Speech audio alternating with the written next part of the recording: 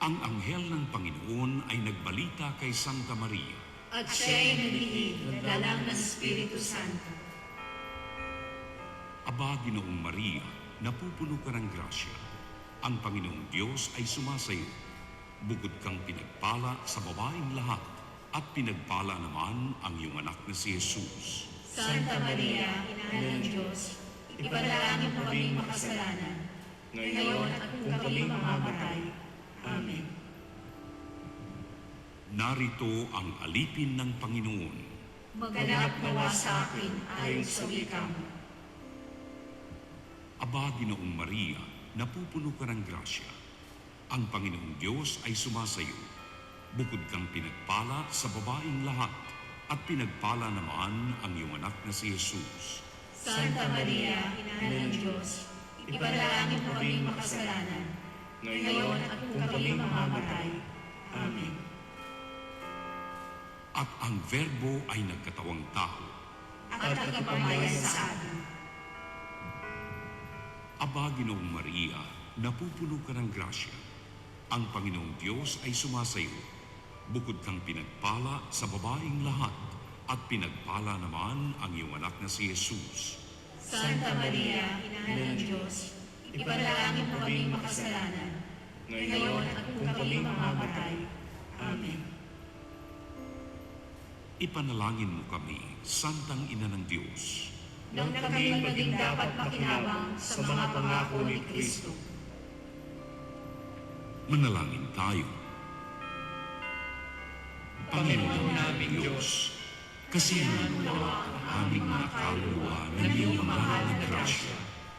At ayayang dahilan sa pamamagitan ng Anghel, ay nakilala namin ang pagkakatawang tao ni Jesucristo ang anak mo. Pakundangan sa mahal na sakit at pagkamatay niya sa krus. Pakinabangin mo kami ng kanyang pagkabuhay na muli sa kaluwalhatian sa langit. Sa pamamagitan ni Jesucristo ang Panginoon namin. Shalom. Luwalhati sa Ama, sa Anak, at sa Espiritu Santo. Kapara ng unang-una, ngayon at magpakailanman, at magpasawalang hanggan. Amen.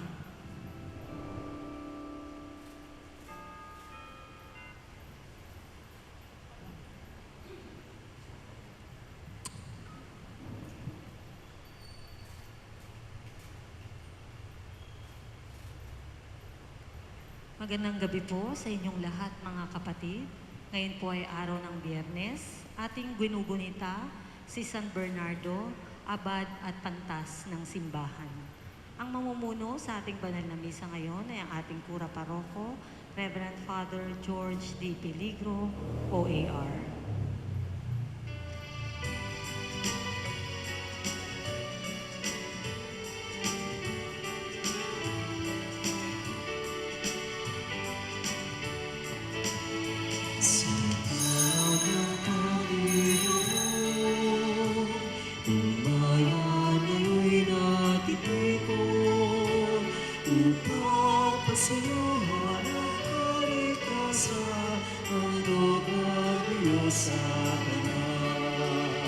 Sa panahon ikaw sa panahon maalit sa kanan, sa panahon ng higmaan at kaguluhan, sa panahon ng kapayapaan, sa bahagyang Panginoon, tumayan ngayon'y natitipon, upang pagsayuhan ang kaligtasan, handog ang Diyos sa kanan. Upang pagsayuhan ang kaligtasan, handog ang Diyos sa kanan.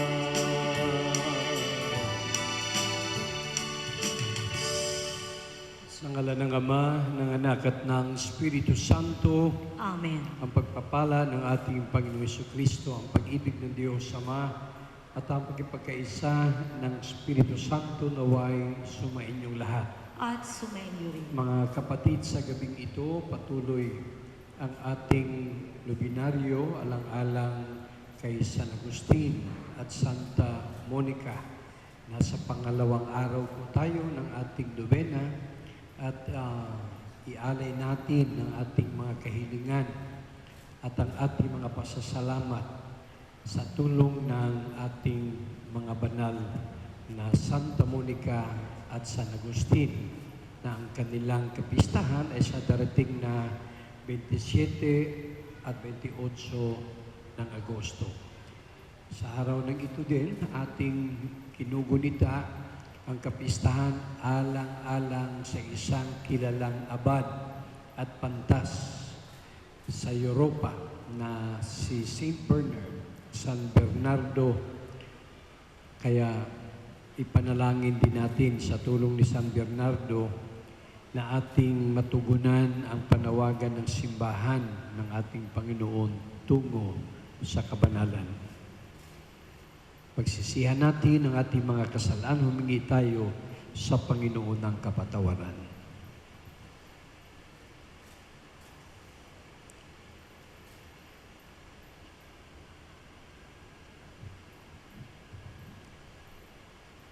Panginoon, kaawaan mo kami. Panginoon, kaawaan mo kami. Kristo, kaawaan mo kami. Kristo, kaawaan mo kami. Panginoon, kaawaan mo kami. Panginoon, kaawaan mo kami. Kaawaan tayo na makapangyarihan Diyos, patawarin tayo sa ating mga kasalanan at patnubayan tayo sa buhay na walang hanggan. Amen.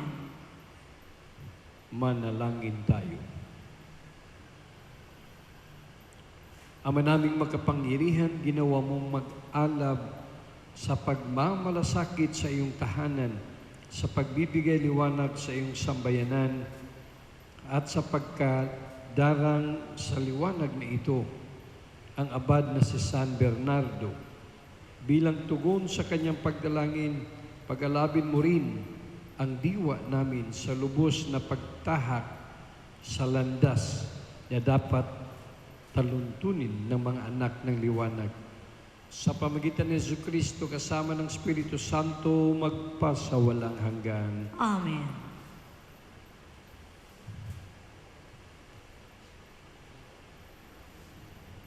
Ang simula ng aklat ni Ruth. Nang ang Israel ay pinamumunuan ng mga hukom, nagkaroon ng tagutom sa buong bayan. Kaya't may isang lalaking taga Bethlehem, Huda, na sandali munang nanirahan sa Moab, kasama ang kanyang asawa at 2 anak na lalaki. Namatay si Elimelech at naiwan si Noemi. Ang 2 nilang anak ay nakapangasawa ng mga Moabito, sina Orpa at Ruth. Pagkalipas ng mga 10 taon, namatay naman sina Mahalon at Kelion. Kaya't si Noemi ay naiwang ulila sa mga asawa at mga anak. Nabalitaan ni Noemi na ang kanyang bayan ay pinagkalooban ng Diyos ng mabuting ani, kaya't humanda sila ng kanyang mga manugang nang umalis sa Moab. Hinagkan ni Orpa ang kanyang biyenan at tuluyang bumalik sa kanyang bayan. Ngunit nagpaiwan si Ruth. Sinabi ni Noemi kay Ruth, ang bilas mo'y nagbalik na sa kanyang bayan at sa kanyang mga Diyos. Umuwi ka na rin. Tumugon si Ruth, huwag na ninyong hilinging iwan ko kayo. Hayaan na ninyo akong sumama sa inyo. Saan man kayo pumaroon, doon ako paroroon. Kung saan kayo tumira, doon din ako titira. Ang inyong bayan ay magiging aking bayan. Ang inyong Diyos ang aking magiging Diyos. Iyan ang nangyari kaya mula sa Moab ay nagbalik si Noemi kasama si Ruth, ang manugang niyang Moabita. Nang dumating sila sa Bethlehem ay sinisimulan ng anihin ang sebada. Ang salita ng Diyos. Salamat sa Diyos. Kalwa ko yung purihin, ang Panginoong butihin. Kaluluwa ko yung purihin, ang Panginoong butihin. Mapalad ang tao na ang kanyang Diyos na laging katulong ay Diyos ni Jacob. Sa Diyos ng Panginoon, umaasang lubos. Sa Diyos na lumikha niyong kalangitan ng lupa at dagat at lahat ng bagay. Kaluluwa ko yung purihin, ang Panginoong butihin.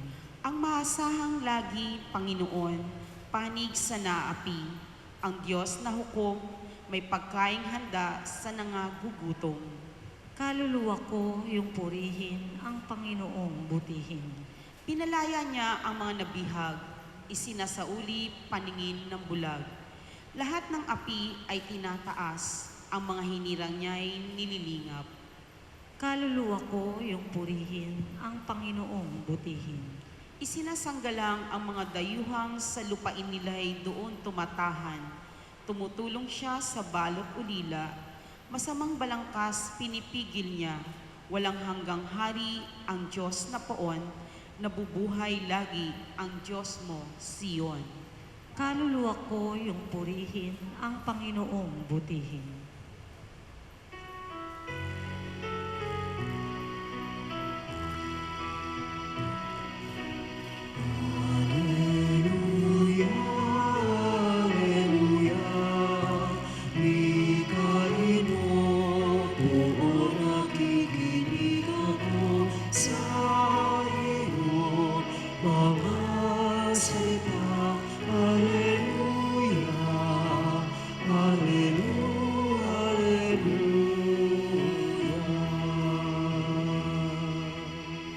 Sumainyo ang Panginoon.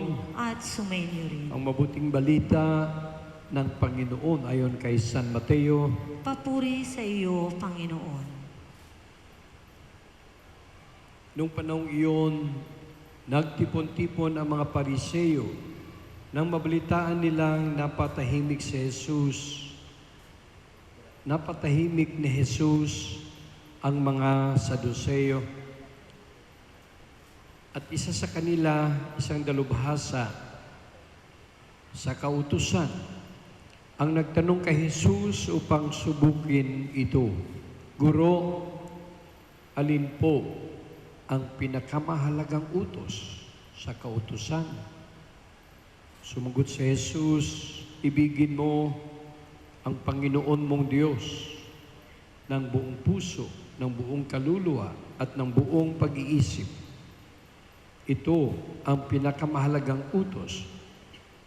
Ito naman ang pangalawa, ibigin mo ang iyong kapwa gaya ng iyong sarili. Sa dalawang utos na ito, nakasalalay ang buong kautusan ni Moises at ang turo ng mga propeta. Mga kapatid, narito ang mabuting balita ng Panginoon. Pinupuri ka namin, Panginoong Heso Kristo. Good evening, brothers and sisters, sa simbahan at sa mga tahanan. Patuloy po ang ating pagdiriwang ng banal na misa kahit po ganitong sitwasyon.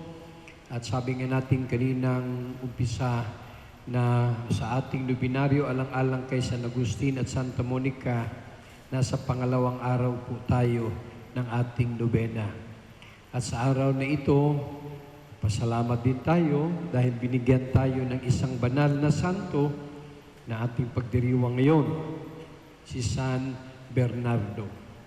Sana po napakinggan natin ng mabuti ang salita ng Diyos sa mga pagbasa. Lahat po ng bahagi sa banal na misa ay napakahalaga. Ganun din ang ating binabasa at naririnig sa salita ng Diyos. Gaya ngayon, ating narinig sa unang pagbasa ang sinabi sa aklat ni Ruth. Napakagandang mga paalaala sa atin na sinabi sa unang pagbasa, kung saan ka man, nandun din ako. Kaya wherever you are, then I will go. Wherever you stay, I will stay. Alaala po yan, na ugali po ng ating Panginoon Diyos, na hindi po nang iwan kahit kailan. Sa ating ebanghelyo din ngayon, pinaalalahanan tayo kung gaano kaimportante ang pag-ibig, kung gaano kahalaga ang magmahal. Alam niyo po, kadalasan sa ating mga pagtitipon, sa ating mga meetings, sa ating mga formation seminars, tinatanong-tanong tayo, ano po ang pinakamahalaga para sa inyo? Pinakamahalaga sa buhay. Noon ang sagot natin mga kaibigan, mga gamit, edukasyon, trabaho, kung ano man yun. Sa panahon natin ngayon, masasabi natin, lahat yun napaka-importante. Kasi nawawala nga. Kaya ngayon, hinahanap na natin, mga kapatid. Hindi po tayo hihinto na maghanap. Pero wag po natin kalimutan ang hanapin natin, yung pinakamahalaga lang. Kasi nga naman kung tayong maghanap, depende na lang kung ano yung para sa atin importante. Sana pinaalalahanan tayo sa ating panahon ngayon, lahat pala napaka-importante. Kaya nagpapasalamat po tayo sa mga ganitong panahon na natuturuan tayo muli kung ano yung mga essentials sa ating buhay. At kung ano din yung mga accidentals, secondary sa ating buhay. Kaya maraming nagsasabi talaga parang purgatorio yung ating panahon ngayon kasi nalilinisan yung ating pananaw sa isip, damdamin, sa ating diwa, nalilinisan tayo. Gaano katagal pa ito? Panglilinis, clearing and cleansing. Pero wag po tayong sasama ang loob kasi may dahilan po talaga para ayusin yung ating pananaw sa buhay. Yung tanong, what matters most in life? Sana hindi lang isang bahagi o isang parte. Ang sagot ko dyan what matters most in life is life itself. Ang kabuuhan ng buhay. Wala po tayong sinasantabi. Wala po tayong binabaliwala. Kasi kung saan po tayo ngayon, lahat po yan. Dahil sa mga ating nadaanan, something positive o something negative. Hindi naman tayo nagtagumpay ngayon dahil sa positive lang. Di po. Narating natin kung saan tayo ngayon dahil din sa mga pagsubok, mga kahirapan, something negative sa tingin natin. Pero lahat po yan, sa bandang huli, ang total niyan dapat kasama sa tagumpay natin yan. Mga kapatid, pakinggan natin yung Ebanghelyo muli na ating narinig kung saan tinanong si Jesus, ano yung pinaka-importante sa utos, sa mga kautusan? Anong pinaka-importante? Ang sagot ng ating Panginoong Jesus, pag-ibig. Mahalin ang Diyos at mahalin ang kapwa gaya sa pagmamahal mo sa sarili mo. Mahirap magmahal. Kasi kung madali yung magmahal, hindi na kailangang mag-utos si Jesus. Hindi na tayo kailangang pagsabihan. Alam niya, mahirap magmahal kaya nandun sa utos yun. Lagi kong sinasabi, hindi na tayo inuutosan kumain. Kasi kumakain tayo ng kumakain Hindi mahirap gawin yun. Inom. Hindi na kailangan sabihin siyang uminom ka kasi wala pa nga yung iinumin, umiinom ka na Hindi po, mahirap.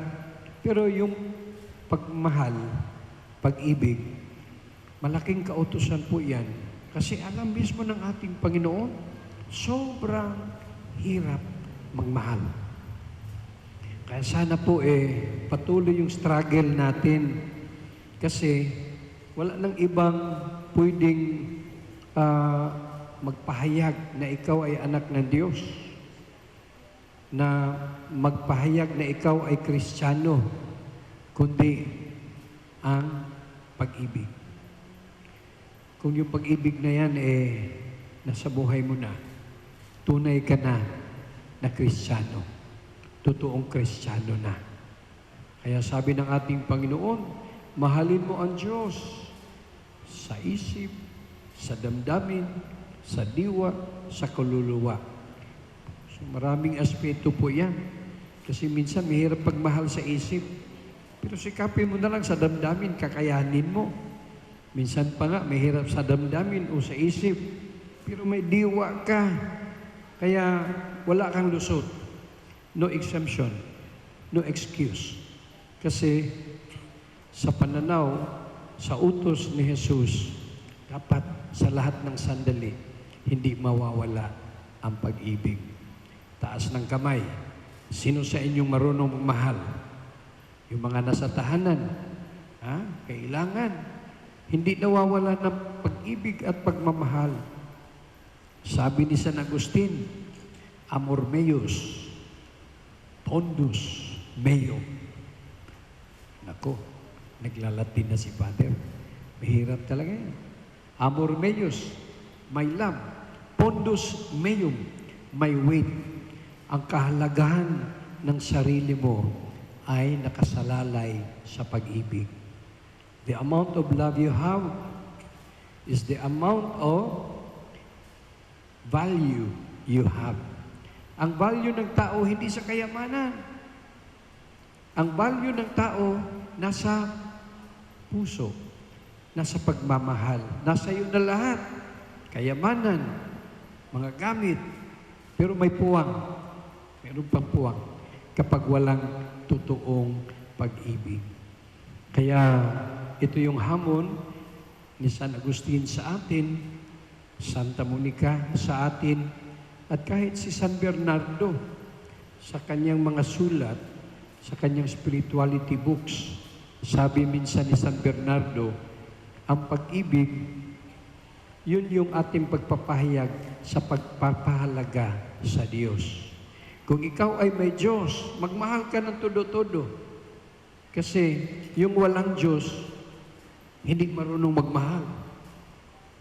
Pero yung may Diyos, dapat ipakita natin sa mga maraming paraan na magmahal tayo sa Kanya, sa kapwa, sa sarili. Naku, napakagandang reminder po yan. Hindi ka pwedeng magmahal ng iba kapag hindi mo mahal ang sarili. Mga kapatid, marami dyan, Marami dyan. Galit na galit sa sarili. Kasi minsan nagkakamali. Minsan nawawala ng pag-asa. Meron nga dyan nagkakamali sila nung kabataan nila. Ngayon, 70 years old na, galit pa sa sarili. Kung ganun ka, tapos sinasabi mong mahal mo yung kapwa, naku, mukhang walang logic po yun. Kasi ang tunay na pag-ibig, saan nag-uumpisa? It starts everything within us. Kaya yung totoong pag-ibig, kung mayroon ka man, dapat mag-umpisa sa sarili. Sabi ng Panginoon, mahalin mo ang kapwa mo ayon sa pagmamahal mo sa sarili mo. Hindi po yan kasakiman or selfishness or egoism na tinatawag.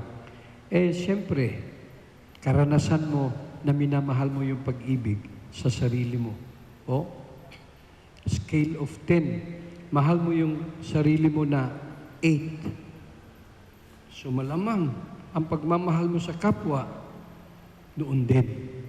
Hindi pwedeng lalampas ng 9. Kasi 8 ka lang So ganun daw po yun.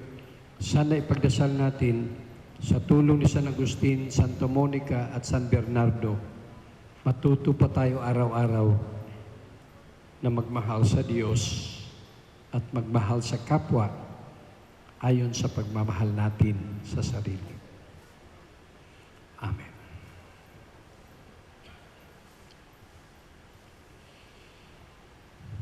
Ihayag natin ang ating pag-ibig sa Panginoon Diyos ng buong puso, kaluluwa, isip at lakas. Ihayag natin ang ating mga panalangin ng may pag-ibig sa ating kapwa, tulad ng ating paggalang at pagpipitagan sa ating mga sarili. Ang ating tugon, Panginoon, umunlad nawa kami sa iyong pag-ibig. Panginoon, umunlad nawa kami sa iyong pag-ibig.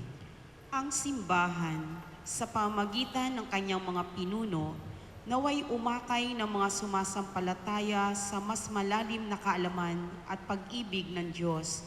Manalangin tayo sa Panginoon. Panginoon, umunlad nawa kami sa iyong pag-ibig. Ang mga namumuno sa atin, naway gawing gabay ang pagsunod sa batas ng Diyos. Manalangin tayo sa Panginoon. Panginoon, umunlad nawa kami sa iyong pag-ibig. Ang ating mga tahanan, naway maging mga lugar ng presensya ng Diyos, kung saan ang bawat isa ay natuturuang kumalinga at gumalang sa bawat isa bilang anak ng Diyos. Manalangin tayo sa Panginoon. Panginoon, umunlad nawa kami sa iyong pag-ibig. Sa pamamagitan ng banayad na haplos ng Espiritu, tayo naway magkaroon ng matinding habag sa mga may sakit at sa mga matatanda. Manalangin tayo sa Panginoon. Panginoon, umunlad nawa kami sa iyong pag-ibig. Ang ating mga mahal na yumao, naway dalhin ni Kristo sa kanyang walang hanggang kaharian. Manalangin tayo sa Panginoon. Panginoon, umunlad nawa kami sa iyong pag-ibig. Ialay po natin sa sandaling katahimikan ang ating sariling pasasalamat at kahilingan.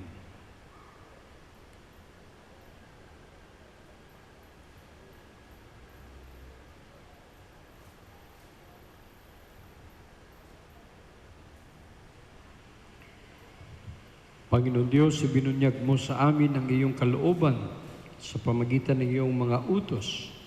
Ngayong aming dinadala sa iyo ang aming mga kahilingan, bigyan mo kami ng biyaya na maisabuhay ang iyong mga utos. Hinihiling namin ito sa pamagitan ni Kristong aming Panginoon. Amen.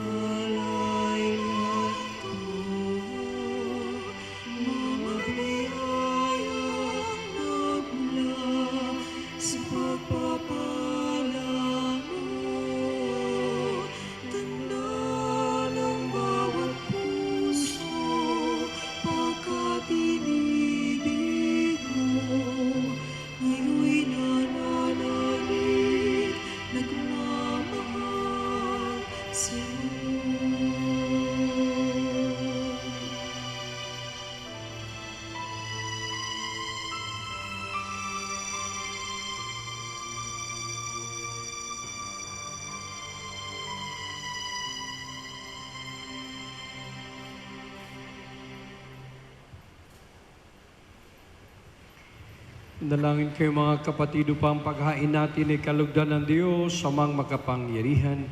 Tanggapin nawa ng Panginoon itong paghahain sa iyong mga kamay, sa kapurihan niya at karangalan sa ating kapakinabangan at sa buong sambayanan niyang banal. Ama naming lumikha, inihain namin ang pananda ng pagkakaisa at kapayapaan. Ngayong ginugunita namin ang abad na si San Bernardo na sa salita't gawa ay nagsikap pagkasunduin ang simbahan sa pamagitan ni Jesucristo kasama ng Espiritu Santo magpasawalang hanggan. Amen. Sumainyo ang Panginoon. At sumainyo rin. Itaas sa Diyos ang inyong puso at diwa. Itinaas na namin sa Panginoon. Salamatan natin ang Panginoong ating Diyos. Marapat na siya'y pasalamatan. Ama naming makapangyarihan, tunay ngang marapat na ikaw aming pasalamatan. Ikaw ay nagniningning sa piling ng mga banal na ikinararangal mo sa kanilang kabutihan. Ibinibigay mo silang huwaran namin araw-araw at katuwang sa pagsamba sa iyong kamahalan. Sa pamagitan ng anak mong si Jesucristo, kami naliligid ng mga banal na tao. Sila'y mga saksi na ang pananalig sa iyo ay magaganap namin sa ikarangal mo. Kaya kaisa ng mga anghel sisiawit ng papuri sa iyo na walumpay sa kalangitan, kami nagbubunyi sa iyong kadakilaan.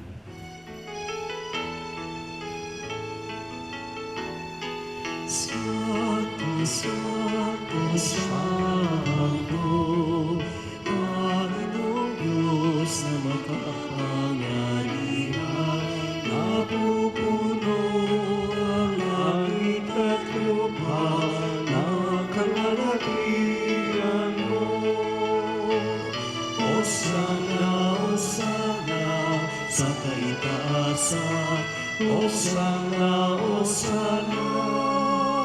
sa kaitaasan, pinagpala ang naparirito sa ngalan ng Panginoon.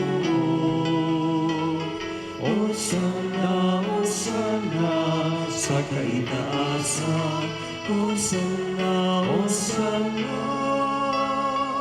sa kaitaasan.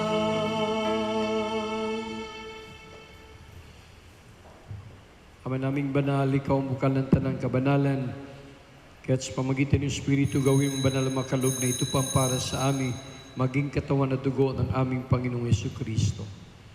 Bago niya pinagtisang kusang loob na maging handog, kinawakan niya ang tinapay. Pinasalamatan kanya, pinaghati-hati niya iyon, inaabot sa kanyang mga alagad at sinabi, tanggapin niyong lahat ito at kanin ito ang aking katawan na ihandog para sa inyo.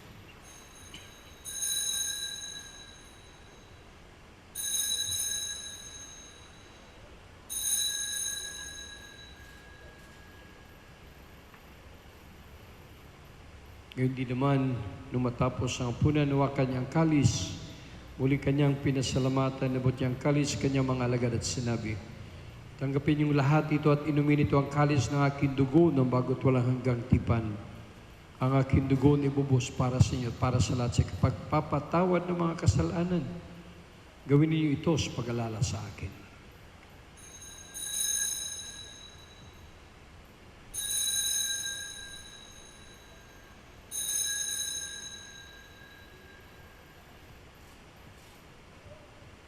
Pagbunyi natin ang misteryo ng pananampalataya. Si Kristo'y namatay, si Kristo'y nabuhay, si Kristo'y babalik sa wakas ng panahon. Ang mga ginagawa namin ngayon ang pag-alala sa pagkamatay at muling pagkabuhay na iyong anak. Kaya tinalay namin sa iyo ang tinapay nagbibigay buhay at ang kalis, kaloob ng kaligtasan. Kami nagpapasalamat dahil kami uminarapat na tumayo sa harap mo para maglingkod sa iyo. Sinasamo namin kami magsalo-salo sa katawan at dugo ni Kristo ay mabuklod sa pagkaisa sa pamagitan ng Espiritu Santo. Amalingapin mo ang iyong simbahang laganap sa buong daigdig. Puspusin mo kami sa pag-ibig kaisa ni Francisco na aming Papa, ni Jose na aming Arsobispo ng Tanang Kaparian.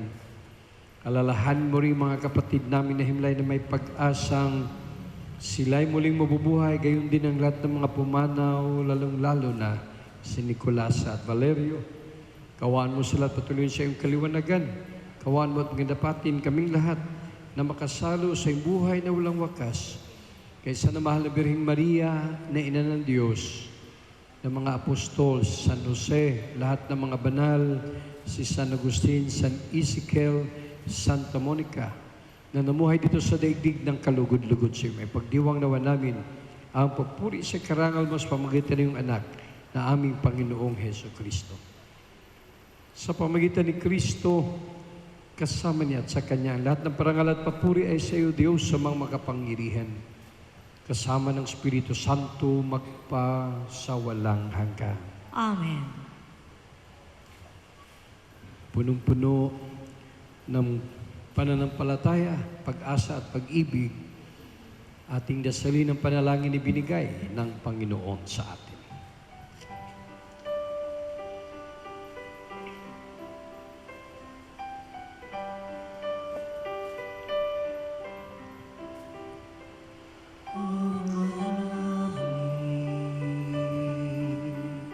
Sumasalamat ka sa mahina ngalan mo, mapasa amin ang kaharian mo, sundin ang loob mo dito sa lupa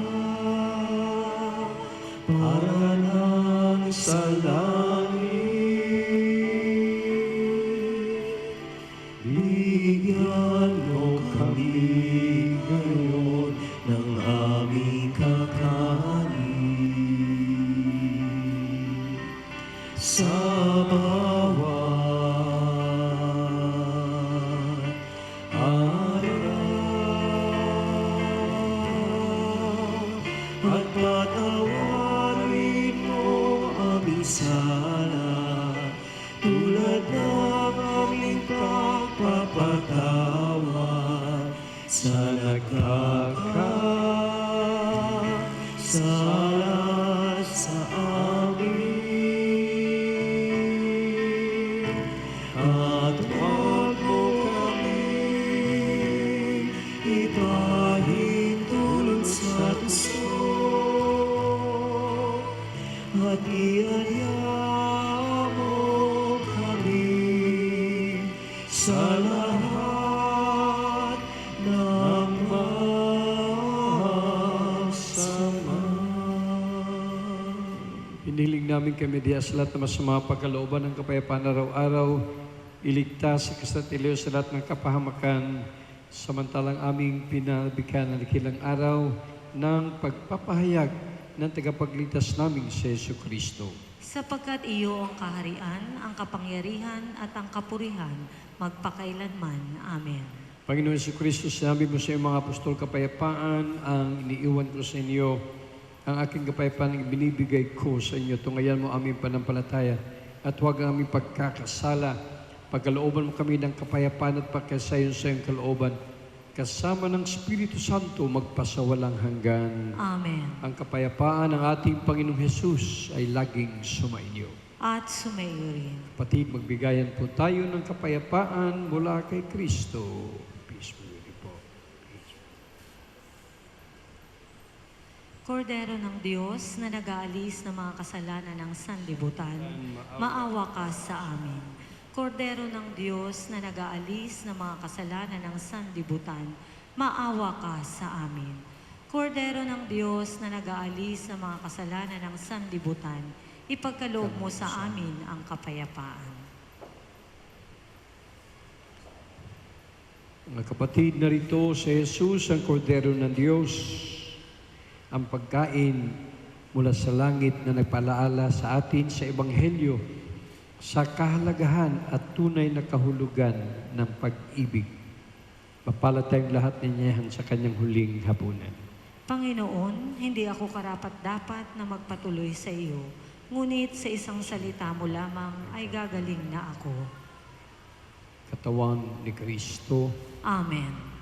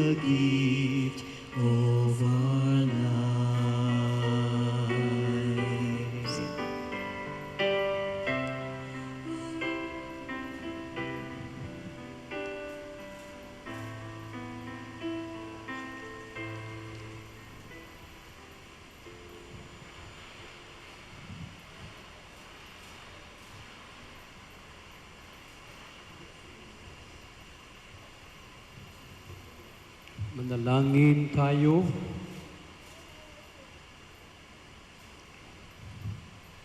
Ama naming mapagmahal, ngayong napagsaluhan na namin ang bigay mong pagkaing banal sa pagdiriwang ng pagunita kay San Bernardo. Maganap nawa sa amin ang dulot nitong kapakinabangan upang kami pinalakas ng kanyang mga halimbawa ay tinuruan ng kanyang mga tagubilin ay maging masidihing mangingibig sa iyong salitang nagkatawang tao at nabubuhay kasama ng Espiritu Santo magpa sa walang hanggan. Amen. Sa inyong lahat, maraming salamat sa pagsama sa ating pagdiriwang ng Eucharistia. Huwag po nating kalimutan yung kilalang kasabihan ni San Agustin, Amor meus, pondus meum. Ang aking pag-ibig ay ang aking lakas. My love is my weight. Sumainyo ang Panginoon At sumainyo. at pagpalain kayo ng makapangyarihan Diyos, Ama, Anak at Espiritu Santo, Amen. umayo kayong mapayapa. Salamat sa Diyos.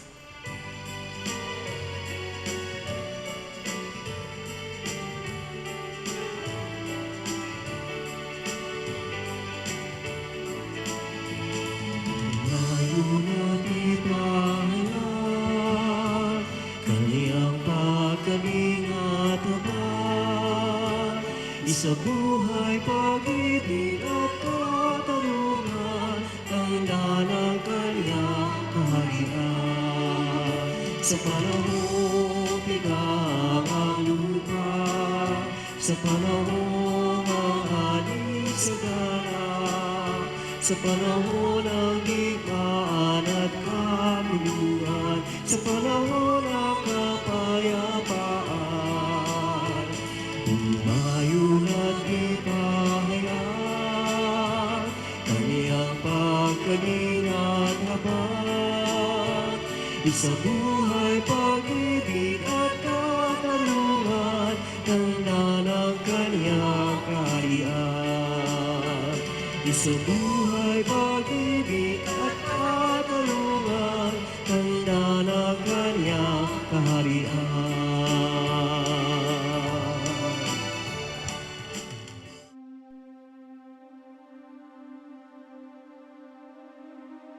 Mahabagin at mapagmahal na Ama, nagsusumamo kami sa iyo upang hilingin ang iyong patnubay laban sa COVID-19 na nagpapahirap sa marami at kumitil na ng maraming buhay. Tungayan mo kami ng may pagmamahal at ipagadya kami ng iyong mapaghilom na kamay mula sa takot sa karamdaman at kamatayan. Itaguyod mo kami sa pag-asa at patatagin sa pananampalataya. Gabayan mo ang mga dalubhasang naatasan na tumuklas ng mga lunas at paraan upang ihinto ang paglaganap nito. Nagpapasalamat kami sa mga bakunang naisulong sa patnubay ng iyong mga kamay. Pagpalain mo ang aming mga pagsisikap na mawakasan ng mga bakuna ang pandemya sa aming bayan. Patnubayan mo ang mga lumilingap sa may sakit upang ang kanilang pagkalinga ay malaki pa ng husay at malasakit. Pagkalooban mo sila ng kalusugan sa isip at katawan, katatagan sa kanilang paninindigang maglingkod at ipagsanggalang sa karamdaman. Itinataas namin ang mga nagdurusa, makamtan nawa nila ang mabuting kalusugan. Lingapin mo rin ang mga kumakalinga sa kanila. Pagkamitin mo ng kapayapaang walang hanggan ang mga pumanaw na. Pagkalooban mo kami ng biyaya na magtulong-tulong tungo sa ikabubuti ng lahat. Ukawin sa amin ang pagmamalasakit sa mga nangangailangan. Sa pagdamay at malasakit namin sa bawat isa, malampasan nawa namin ang krisis na ito at lumago sa kabanalan at pagbabalik loob sa iyo. Hinihiling namin ito sa pamamagitan ni Jesucristo na nabubuhay at naghaharing kasama mo at ng Espiritu Santo, iisang Diyos, magpasawalang hanggan. Amen. Dumudulog kami sa iyong patnubay, mahal na Ina ng Diyos. Pakinggan mo ang aming makahilingan sa aming pangangailangan at ipagadya mo kami sa lahat ng kasamaan. Maluwalhati at pinagpalang Birhen. Amen.